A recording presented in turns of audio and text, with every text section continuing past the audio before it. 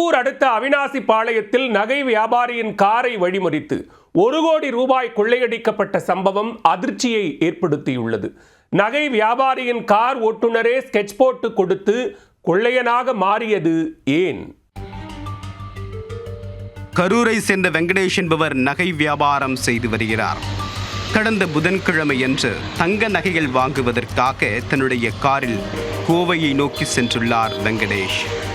இதற்காக 2 பைகளில் 1 கோடியே 10 லட்சம் ரூபாய் பணத்தை எடுத்துக்கொண்டு காரில் புறப்பட்டிருக்கிறார்.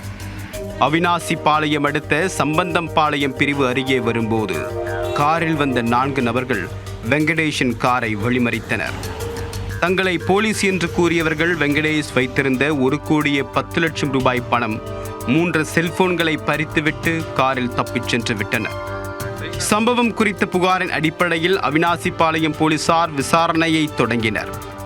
இதில் வெங்கடேஷன் கார் ஓட்டுநர் ஜோதி மீது சந்தேகம் ஏற்பட்டு அவரிடம் போலீசார் நடத்திய விசாரணையில் கொள்ளை சம்பவத்திற்கு ஸ்கெட்ச் போட்டு கொடுத்ததே அவர்தான் என்பது தெரிய வந்தது. அவர் கொடுத்த தகவலின் அடிப்படையில் கொள்ளை சம்பவத்தில் ஈடுபட்ட கரூர் பகுதியை சேர்ந்த தியாகராஜன், குளித்தலையை சேர்ந்த விக்னேஷ், ஸ்ரீகாந்த் மற்றும் 12ஆம் வகுப்பு படிக்கக்கூடிய சிறுவன் உட்பட 5 பேரை போலீசார் கைது செய்தனர். மேலும் இந்த சம்பவத்தில் ஈடுபட்ட முக்கிய குற்றவாளிகள் 3 பேரை தீவிரமாக தேடி வருகின்றனர்.